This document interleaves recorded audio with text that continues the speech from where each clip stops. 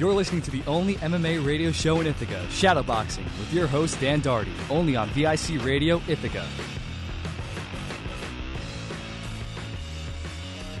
Hello and welcome to this week's edition of Shadowboxing. Only an hour this week. Cut it down from 6 to 8 to only 7 to 8. Don't need to ramble on. Don't have any guests coming on. Any fight fans waking up this early to call in or anything like that. So no need to have an extra hour. Keep it more concise. Have a better show. Let's talk about UFC Portland. Fun event last night. It was okay, top to bottom. Some cool things happened, like the main event. Main event did not win fight of the night, unfortunately, because John Lineker missed weight for the 5th time, which disqualified them for any bonuses, both Dotson and Lineker. Dotson could have won performance of the night, but could not win fight of the night because Lineker missed weight. So that's unfortunate for John Dotson because he put up quite the effort in that one. It was kind of like Diaz Condit. There were some comparisons to that. Dotson was on his horse the whole time, the whole 25 minutes. Landed clean combinations whenever Lineker got in. Lineker did do some damage, though, when he got inside, getting those hooks to the body, hooks to the head also. Some head kicks from John Dotson did some damage, too. But, man, John Lineker's chin is like granite. He's just, man, he took quite a few head kicks and did not budge. It was crazy. I had, for the record, John Dotson winning the fight, rounds 1, 2, and 5.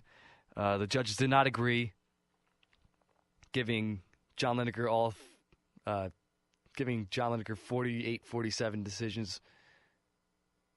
It's a split decision, actually, so 2 of them gave Lineker the 48-47, and the other gave Dotson the 48-47. I gave it to Dotson. I thought he was just doing better when they exchanged. He was cleaner with his combinations, as I said, and there was a lot of stalking by Lineker. He was doing great with his footwork. It was just really depends on what you like, really. Lineker had octagon control. I thought Dotson had the more effective striking, and he did land a takedown in the 5th round. It took the back of John Lineker. So that's round 5 was clearly John Dotson. Round 1, pretty clearly John Dotson. He just leg kicking him the whole time, and he was like limiting Lineker's offensive ability in the first round. So I think he clearly won that round. Lineker missed weight for this one for the 5th time, and he's always been one of the best fighters wherever he's fought, whether it's flyweight or bantamweight. But man, he keeps missing weight, and you can't do that. You especially can't do that when you fight for the title. And this is the 2nd time where he's fought a top contender. He fought Ian McCall in the flyweight division and beat him after missing weight, which kind of put that division at a halt because then he had to move up to bantamweight. Now he fights John Dotson, misses weight for this one, which was 10 pounds heavier than his flyweight limit, and he missed that too. So what do you do with John Lineker? He's one of the best bantamweights out there, ranked 3rd right now. I have him at, 5th after this one, behind Dillashaw, Caraway, Asuncao, and Garbrandt. I still have Asuncao pretty high, even after losing to TJ Dillashaw. We'll see about that. But yeah, I have him 5th in the bantamweight division, and he can't make weight. It's weird. He moved up to bantamweight specifically so he can make weight, and he still misses. I don't know how that happens. He's just careless. And this kind of fight makes you ask what is running, because John Dotson was doing a lot of side-to-side movement, not really engaging a whole lot, waiting for Lineker to come inside. Lineker, at one point in the 2nd round, started to make fun of John Dotson. He stood still. He waved Dotson over. Dotson waved him over, and then Lineker turned his back, put his hands on his hips, and walked away. So that was pretty funny. Let's see.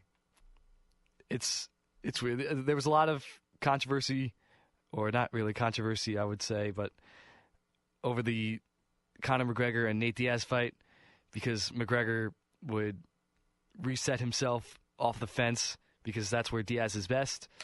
And you can tell Dotson wanted to do the same thing here. Condit wanted to do the same thing against Nick Diaz. Against heavy power punchers or against heavy volume punchers that do a lot of damage when you back you up against the fence and you can't move, Dotson actually found himself in that situation a few times. You definitely don't want yourself against the cage. So you're going to start skirting around. And I don't really consider that running. There's what Alistair Overeem did, which is literally turning your back to your opponent and running away against Stipe Miocic. And then there's what this is, which is just skirting around the outside of the octagon, finding your angles and waiting for John Lineker to come in, which he did. A lot of times his foot movement was excellent, John Lineker. Just walking him down, even though Dotson is easily one of the quickest guys to ever step foot in the octagon, Lineker was having no issues tracking him down and getting those hooks in. So, yeah, great job from John Lineker. I did not consider it running. I usually don't consider things running. It's a fight. People have game plans. People employ game plans. Unless you're turning your back on your opponent, I don't think it's running. So, Dotson was in front of him. He was facing Lineker. He was landing good shots whenever they exchanged. And I scored the fight for Dotson. So, unfortunate that he lost this one. Lineker moves up another notch in the ladder for bantamweight.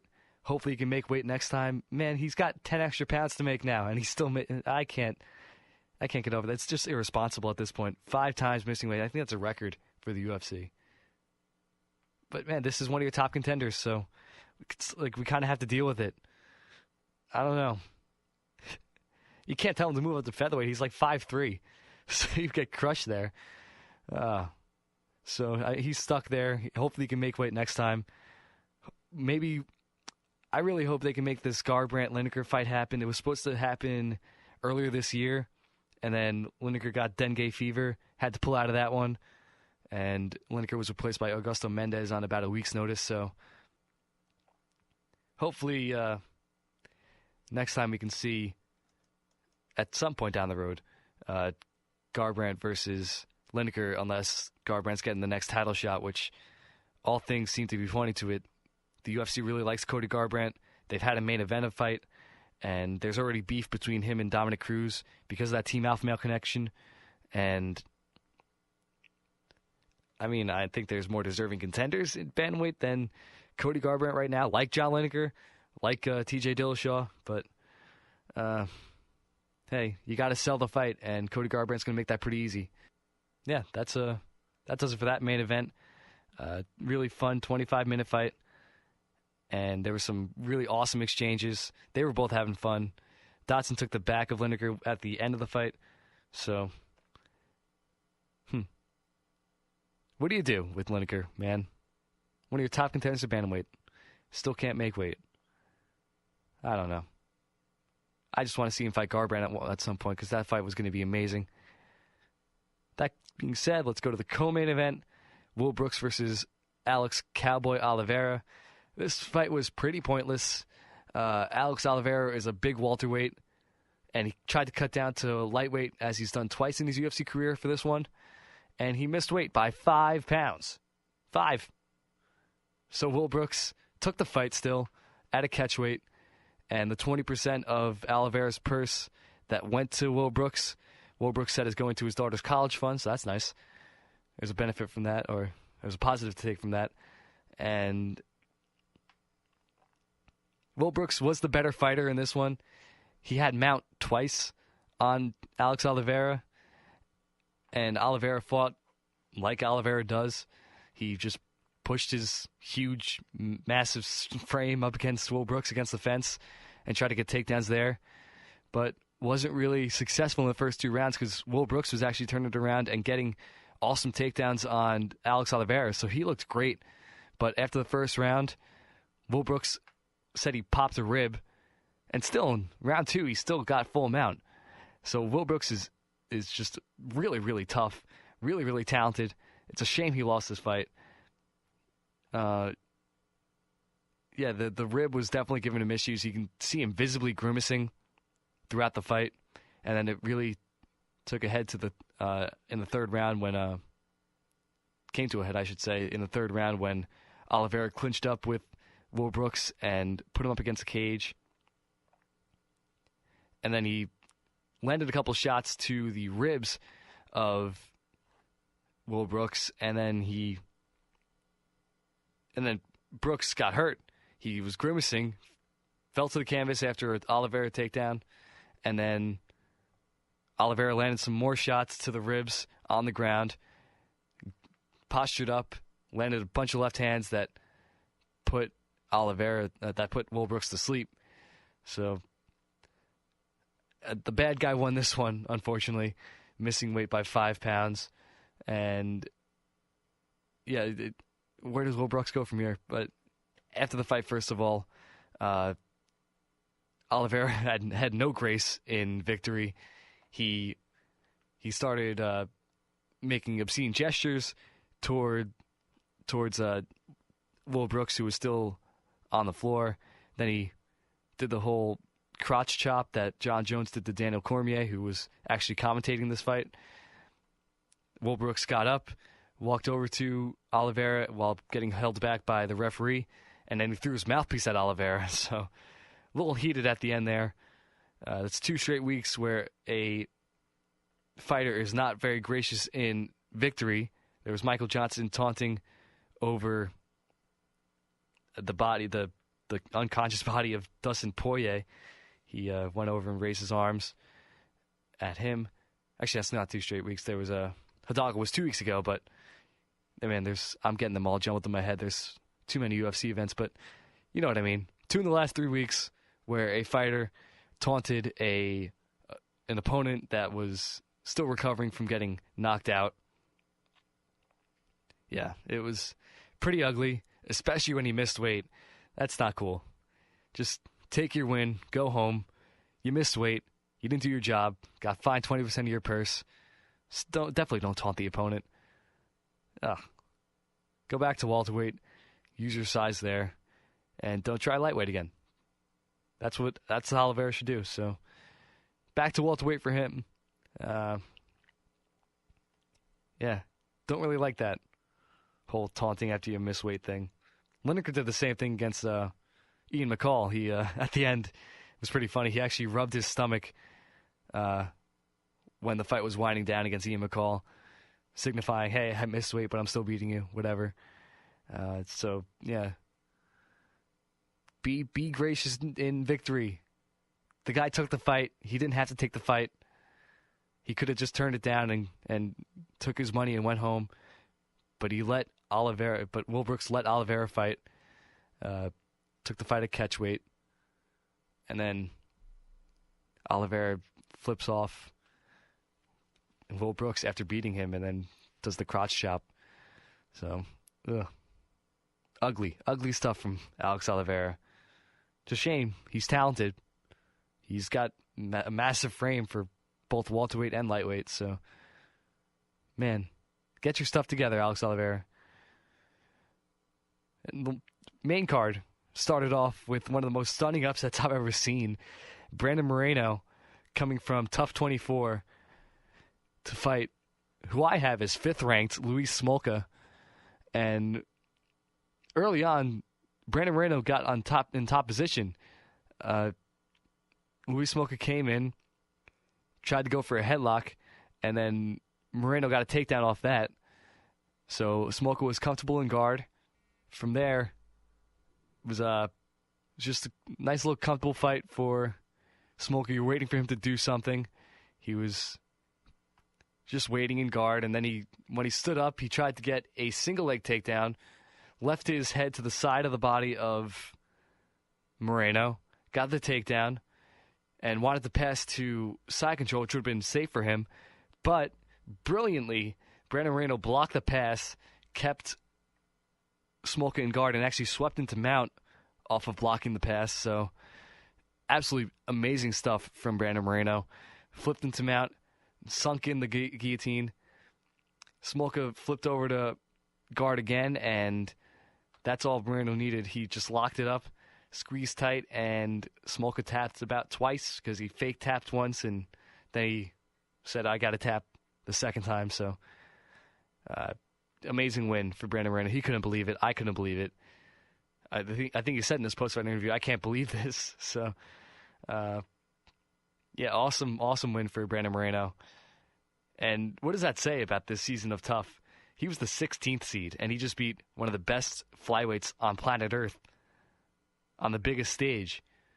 So, man, there's a lot of good people coming into the UFC off of this season of Tough, if they all go to the UFC. And I know I talked to Titan FC CEO Jeff Aronson, and he's still waiting to see if Tim Elliott gets the UFC contract or not. So maybe he still has plans to see if Tim Elliott will come back to Titan FC if he loses this tournament. So we'll see which fighters get to the UFC or not from this season of Tough, but they're all champions of other organizations. All deserve to be in the UFC. So we'll see what comes of it. And yeah, Moreno was last of the pool of 16, and then he just beat who I have as the 5th ranked flyweight in the world. That's amazing. Now Smolka, he was supposed to fight Sergio Pettis, and the week out, Pettis pulls out of the fight. Smolka puts some trash talk on Instagram with some, I don't know, I think he called it sexist undertones, perhaps, and did not really get the fans on his side with that one. And then he ended up losing in just over 2 minutes. So, not the best week of Luis Smolka's life for sure. He was just one step away from a title shot, perhaps. Maybe even the next one after the Tough winner gets the title shot. Yeah, that's a shame. Luis Smolka's so good. Moving on. Let's see. Yeah, so that's 2 straight weeks of amazing upsets. There was Eric Spicely beating Thiago Santos last week, and that killed a lot of parlays. And this week, Luis Smolka and Brandon Moreno was the parlay killer. Yeah, you never know with these guys, these huge favorites that are supposed to win just decisively every time. It's MMA. You never know. So, yeah, it's tough. It's tough to bet on the sport because you see a favorite that looks like they have no chance of losing, and then all of a sudden, this no-name comes in and beats him in the first round. So, yeah, that's the beauty of MMA, though. Anybody can win on any given night. Joe Lozon beat Jens Pulver in his UFC debut and then went to the Ultimate Fighter. So, man, we can go through a whole list of great upsets from debuting fighters on top fighters. Yeah, that's what makes the sport great. You never know who's going to win on any given night. And then, and also a little funny note, Moreno ran over to Joseph Benavidez, who coached him on Tough. They were very, very excited, and Henry Cejudo, who's coaching opposite Joseph Benavidez, didn't really get the same love that Joseph Benavidez did. So, interesting development there in the Brandon Moreno camp. Also on the prelims, Hakran Diaz and Andre Fili had an interesting fight. Fili got an early knockdown. This fight was between the ultra-conservative Hakran Diaz and the ultra-aggressive Andre Fili, and I was thinking coming into this fight, my picks went 5 for 12, so not really my best week. Not really anybody's best week. There was a lot of underdogs winning. So coming into this fight, I was thinking Hakran Diaz, his conservative style would just benefit from Andre Fili's ultra aggressiveness. So let me see. There was one fight. Yeah, Dustin Ortiz. he kept boxing himself into the clinch last week against Jussier Formiga. I thought the same thing was going to happen to Andre Fili this week in terms of boxing himself into a clinch position where Hakran Diaz obviously wants to be. That's his MO. That's his bread and butter. But Andre Fili looks amazing.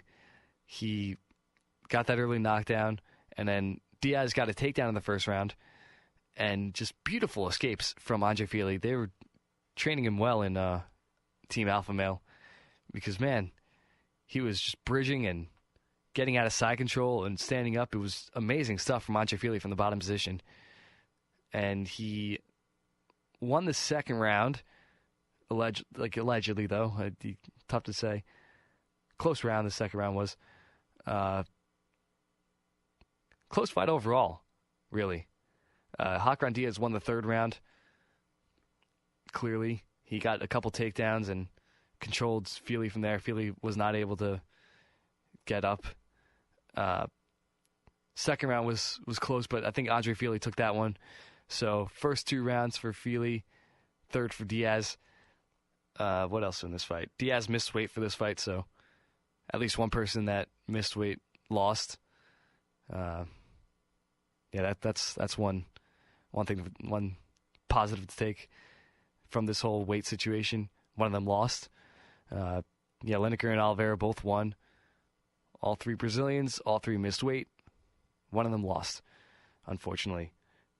Coming into the third round, Justin Buchholz was shouting at Andre Fili, "You have a dead man. You have a dead man in front of you." And then Hakran Diaz comes out and wins the third round, though. The advice did not really get into Andre Fili's head, apparently. Some awesome takedowns from Hakran Diaz in the third round. And then he said he should be ranked now, and I think it makes sense. Hakran Diaz falls out of the rankings after this fight. Right now, in the official rankings, Renan Barão is 15th, Doo Ho Choi is 14th, and Darren Elkins is 13th, with Hakran Diaz at 12th. So Diaz falls up, you move up those 3 guys. I don't think Andre Fili should be ranked ahead of any of those guys. He's 4-3 in the UFC and has been a little disappointing at times. So I think 15th is a okay spot for him. I guess. I have to look at the featherweight roster a little more closely, but I have no problem putting Fili at 15 after beating a guy like Hakran Diaz. So we'll see what's next for Fili. He got crushed by Yair Rodriguez. So not that fight. Don't make that fight next. Renan Barão, maybe. Renan Barão's looked okay at featherweight. We can see if he's the real deal, or if Andre Fili is the real deal, rather, with a fight against a former champion.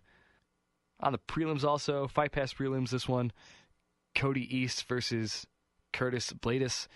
Bladis has a ton of wrestling credentials, and that's what he used in this fight. He had some beautiful, strong takedowns, just power doubles on Cody East. East looked good on the feet. He was popping Bladis with some shots, and Bladis did not look bad either. He had some good right hands too. So, yeah, Bladis is developing his striking, and then he was able to get a takedown on East in the second round, and East almost got up. Then Bladis took his back, got to his side, got to the backside, and East wouldn't let go of the legs, so Bladis elbowed away and just caused concussion-causing blows to the head of Cody East. Just elbow after elbow after elbow, and there was quite a big hematoma on the side of Cody East's head after this one, and that was the stop of the ending of the fight in the second round. So awesome performance by Curtis Bladis. Good to see Cody East lose. He has a criminal record longer than the walk to the octagon, so good to see him lose. He's 0-2 in the UFC now. Hopefully that was his last shot. Guys like that shouldn't be in the UFC with those pretty disgusting criminal records. You can look over it yourself. They're pretty extensive and pretty major crimes he's committed. Also on the Fight Pass prelims, the headliner, Ithaca's own Tamdan McCrory against Nate Marquardt. Marquardt got an early takedown, and McCrory looked good, as always, from his guard. He was throwing up those submissions. He had a beautiful rubber guard to triangle transition, a couple of armbar attempts. Marquardt is just a savvy veteran, though, and he was just keeping it still, avoiding those submissions. And in the second round, after a nice combination from Tandem McCrory, Nate Marquardt got another takedown up against the fence and was shouldering Tandem McCrory in the face. McCrory ate those shots, and then the referee stood them up. And Marquardt landed a huge right hand that wobbled Tandem McCrory and then followed up with a head kick that knocked him out. So that's 2 straight knockout losses for Tandem McCrory. He's 1-2 since coming back to the UFC from those 2 amazing fights in Bellator that he had.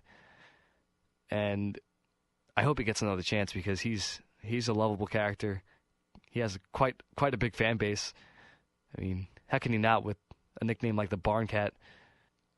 Yeah, he used to train up here, and then he went to Binghamton to train, and then now he's out in Vegas training with the Extreme Couture. So hopefully he gets another shot. Always fun to watch from the ground or on the feet. Tandem McCrory can finish you either way. And there were 4 performance bonuses, I should say, last night. They usually have the 2 performance bonuses and then the 2 Fight of the Night winners. But as I said, Lineker disqualified the main event for Fight of the Night because of his missed weight. And that led to 2 more guys on the undercard getting $50,000. So that's awesome. I believe it was Brandon Moreno, Curtis Bladis, Nate Marquardt, and someone else. I'm Andre Feely, I think. Yeah, I don't know. I forget the 4th. But that being said, that just about does it for UFC Portland. Fun card overall. Yeah, definitely a lot of decisions. Some awesome finishes, and the highlight of the night was probably the Brandon Moreno upset. That was out of this world. All right, I'll be back soon.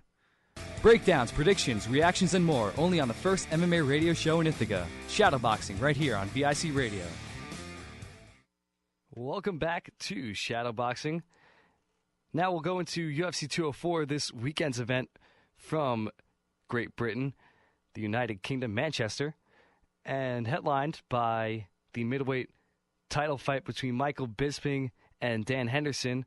This card has been a little battered by injuries. Jimmy Manuwa was supposed to fight someone who was replaced by Ovince St. Preux. Actually, no, I think that was the original fight. Yeah, Stefan Struve was supposed to fight Ruslan Magomedov. My bad. Ruslan Magomedov, and Magomedov pulled out, and Daniel Omalashuk stepped in.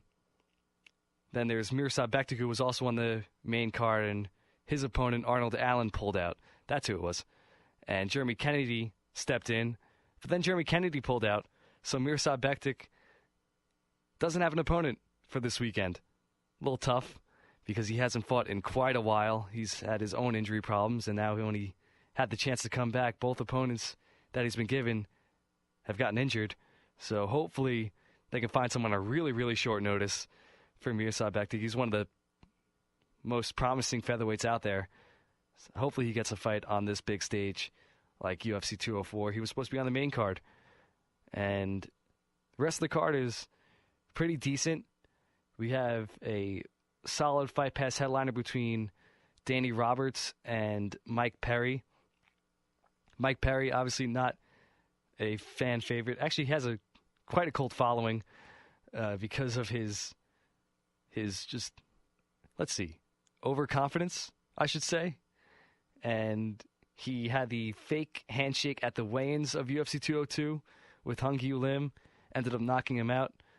And the whole racist cornerman controversy too, where Mike Perry kind of almost defended them on the MMA Hour. So, yeah, tough to like Mike Perry. He fights the tough Danny Roberts, who will be in front of his home country this weekend. we'll see if his power can come through in England. And then also on the Fight Pass prelims, you have Leonardo Santos and Adriano Martins. Adriano Martins is quietly one of the best lightweights in the world, and quietly because he's on the Fight Pass prelims a lot, or buried on the prelims often. He has amazing knockout wins against Juan Puig and Islam Makhachev, and then he had that fight against Donald Cerrone where he got knocked out, which is a shame because that's the only time he was receiving national attention in the MMA world. But he's on a 3-fight win streak right now. He has another win against Darren Cruikshank. Yeah, he submitted him too. So he has a 5-2 UFC record and doesn't get the love that he deserves because, man, is he talented. Leonardo Santos, also a very solid fighter. He upset Kevin Lee in his last fight. That was stunning. Kevin Lee was excellent, and Leonardo Santos just knocked him out first round. Beautiful stuff. Before that, beating Tony Martin, Efrain Escudero, tying with Norman Park, and then winning tough by beating William Macario. So, you have Leonardo Santos, who is 4-0-1 in the UFC against Adriano Martins. I can't say his name. Adriano Martins, who is 5-2 in the octagon. That will be a very interesting fight. Both these guys have very promising futures ahead of them. So, interested to see who will win that one on the Fight Pass prelims. We have Vitor Belfort and Gegard Mousasi in the co-main event. And I think Mousasi will take this one. He's coming off that amazing knockout victory over Thiago Santos, whereas Belfort was just easily put away by Jacare Souza at UFC 198.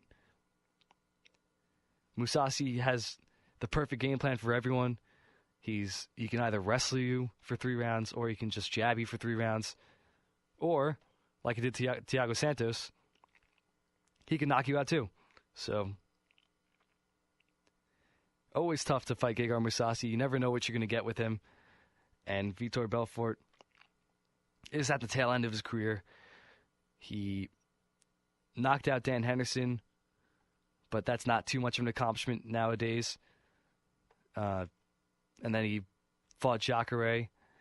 Still ranked pretty high in the middleweight division. Middleweight division needs some new blood because guys like Vitor Belfort are still ranked really high. Old guys up at the top of middleweight. They have those 4 killers in Luke Rockhold, Chris Weidman, Yoel Romero, and Jacare Souza. You have a young guy in Robert Whittaker. Derek Brunson is making a move up. Then the rest of the top 10, Anderson Silva, Vitor Belfort, Gegard Mousasi. So, some young blood would be nice for middleweight. I'll comfortably take Gegard Mousasi this weekend in the co-main event. Don't have to listen to me though. 5 for 12 last weekend. So, yeah, that's an issue. I'll fix that. I was doing good recently in these recent cards, getting some solid win percentages, but yeah, last week kind of got me, those upsets. Main event, of course, Michael Bisping and Dan Henderson, the rematch of UFC 100, where Henderson brutally knocked out Michael Bisping. And this is Michael Bisping's first title defense after a very long career in the UFC. He's got over 20 fights in the octagon, and he definitely put the time in and had a stunning upset victory over Luke Rockhold. And now he's the champion. That's incredible. Michael Bisping's always been a very good middleweight, never great, never even got a title shot before the short notice call against Luke Rockhold. Took full advantage, knocking out Rockhold in the first round. And then he called out Dan Henderson. He wants that win back. Henderson knocked out Hector Lombard on the same night that Bisping won his title. He's 3-6 in his last 9, though. So, a little frustrating that he's getting the title shot over the guys I mentioned before, like Yoel Romero, Chris Weidman, Jacare Souza, Luke Rockhold even. Yeah, it's I guess Bisping put the time in. He can call out who he wants, and he wants this win back. I think he'll get it. He's smart. He's a smart fighter. He can jab you to death. And if you're a smart fighter, you can beat Dan Henderson nowadays. Henderson does his usual leg kick. So 2 inside leg kicks and then the overhand right. And if you can avoid that, you'll beat Dan Henderson. And I think Michael Bisping has the footwork. He has the jab. He can do it. We'll see if he can knock him out. He definitely wants to knock him out. He said in the promo, when I knock him out, I'll give him another shot too, because famously Dan Henderson knocked out Michael Bisping and then dove on him with an elbow. And Bisping was already lifeless on the ground. So one of the most brutal extra shots of all time. Bisping definitely wants that one back. So going to be an interesting main event. Stefan Struve and Daniel Omielanczuk opening the main card. Would have been nice to see Ruslan Magomedov. He has very, very promising boxing. And Stefan Struve is actually coming off that knockout win against Antonio Silva, which was pretty stunning. So he's fighting a much shorter Daniel Omielanczuk. Ruslan Magomedov had the size to hang in there with Stefan Struve. It's interesting because Stefan Struve never uses his range effectively, and Omielanczuk is an inside fighter mainly. So I think the matchup definitely favors Omielanczuk heading into this one. I think that's where my pick is going to go. He's a grinder. Saw that against Alexei Oleinik when he upset him. And I think Struve, he's never been able to effectively keep guys at the end of his jab, which is about like 80 inches, it seems, with his 7-foot frame. So yeah, Omielanczuk gets inside, gets those takedowns, and grinds out a decision, in my opinion. But who knows? Stefan Struve is training with the Black Zillions now. Put some time in with Francis Ngannou, one of the future beasts of the heavyweight division. Yeah, maybe maybe they can teach him a jab in Florida. We'll see. Interesting main card opener, and then you got light heavyweights Ovince St. Preux and Jimmy Manuwa. Both of them pretty desperate for a win. Manuwa was knocked out against Anthony Johnson, who just knocks out everyone. No shame in that. It started off his career pretty strangely. I believe it was, three injuries that led to TKO victories for Jimmy Manuwa. Jimmo got hurt. Cyril Diabate got hurt. Dr. Stoppage. Kyle Kingsbury got hurt. Dr. Stoppage. That's how he started his UFC career. Then he fought Alexander Gustafsson. Gustafsson knocked him out in the second round. He had a grinding decision against Jan Blachowicz, and then he got knocked out against Anthony Johnson. So he's lost against the top guys. Whenever he makes that next step, he tends to lose. I don't know if you can consider Ovince St. Preux a next step. He's definitely a solid light heavyweight. He has his ups and downs. He just lost against John Jones. Again, no shame in that. He has some solid wins also. Started his UFC career 4-0 compared to Manuwa's 3-0, beating John Vellante, Cody Donovan, Nikita Krylov, which is ultra impressive because Krylov is killing the game right now. And then beat Ryan Jimmo as well, like Jimmy Manuwa. Rest in peace to Ryan Jimmo. Since then, he's lost to Ryan Bader, Glover Teixeira, and John Jones. So, again, he makes that next step. He tends to lose, but he also has that knockout win against Shogun Rua, knockout win against Patrick Cummins, and then a solid decision victory over Rafael Cavalcante. Ovince St. Preux, he definitely has some good counterpunching. Very rangy at 6'3" with an 80-inch reach. We'll see how Jimmy Manuwa deals with that. He's actually, Manuwa's deceptively big, 6'1", 79-inch reach, so he can hang with Ovince St. Preux as far as reach goes. And Manuwa definitely has power. Ovince St. Preux definitely has power. And one of these guys will be in the title mix after this one. Light heavyweight is a very thin division. I think the winner will probably get Alexander Gustafsson because Ryan Bader just stepped in for him against Antonio Rogerio Nogueira. So looks like Alexander Gustafsson will be available in the future. I believe that's where the winner of this fight will be heading. Other interesting fights on this card. Leon Edwards taking on Albert Tumenov. Albert Tumenov is awesome. He just lost against Gunnar Nelson, but before that, he was on a 4-fight knockout streak. Actually, 3-fight, and then he took a split decision from Lorenz Larkin. So he was on a very solid win streak. He has brutal power in his hands and his feet. It was a 4-fight win streak before Lorenz Larkin, knocking out Anthony Lapsley, knocking out Matt Dwyer. Dwyer was a brutal head kick, and then knocking out Alan Jouban. And Alan Jouban is definitely a talented striker, and Albert Tumenov just overwhelmed him. Tumenov was outclassed by Gunnar Nelson in his last fight, though. The grappling of Nelson was too much for him to handle. So we'll see if he bounces back here. Leon Edwards is also a grappler like Nelson, so we'll see if he can impose his will on Albert Tumenov, but it's going to be tough because Tumenov, he's got amazing pressure striking, pushes guys up against the cage, and then just wings hooks that are just very, very powerful. Ian Entwistle and Rob Font on the card. Rob Font coming off that disappointing performance against John Lineker. It was a while after he came back against Joey Gomez. So he's 2-1 in the UFC. He has a brutal knockout victory and then a solid decision victory. No, he TKO'd Joey Gomez, rather.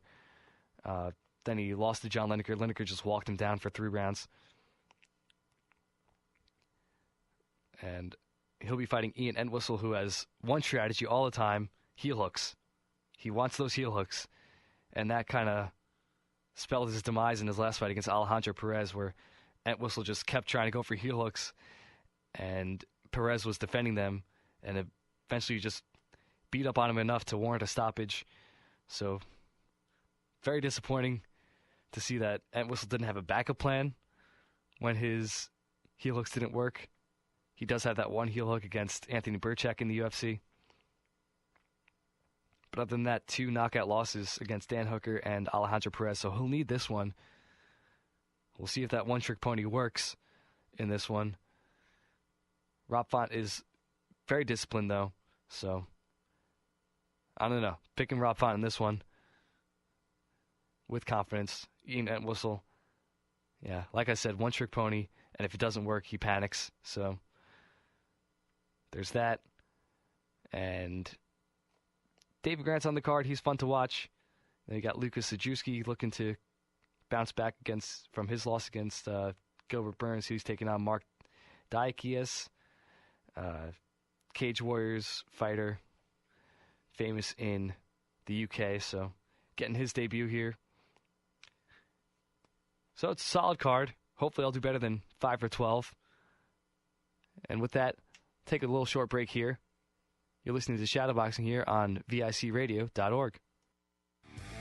Breakdowns, predictions, reactions, and more only on the first MMA radio show in Ithaca. Shadowboxing right here on VIC Radio.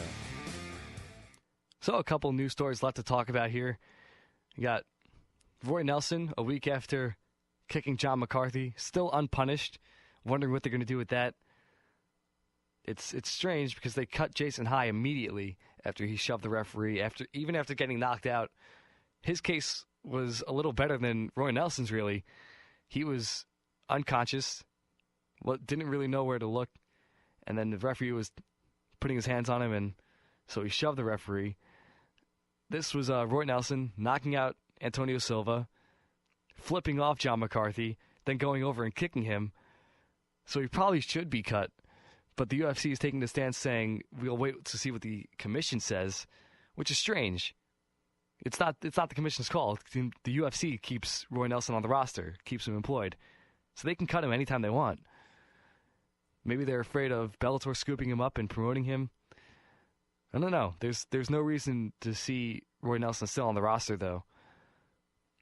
Yeah, Dana White made his stance clear on the UFC Unfiltered podcast, saying a little bit more explicitly than this, but never put your hands on the referee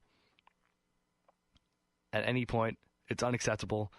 So I expect him to be cut, but it's a week later, and he's still on the roster. So waiting to see what happens with Roy Nelson. But definitely don't do that. Definitely don't go over to the referee and don't kick him. Especially after victory. What are you doing? I know you just knocked out your friend and you don't want to punch him a lot, and he blamed the ref that McCarthy made him keep going. But if you're afraid of that, just do the Mark Hunt and just walk away after you get the knockout. It was a pretty clear-cut knockout after the uppercut landed for Roy Nelson. Channel your inner Mark Hunt and walk away, just like Mark Hunt did to Roy Nelson when he knocked him out. So, yeah, strange situation there. Roy Nelson still on the roster after kicking John McCarthy. Strange stuff. And then, talk of the town after UFC Brasilia was a whole lot of claims that the UFC should adopt a featherweight division for females because of Cyborg. But that's just not true.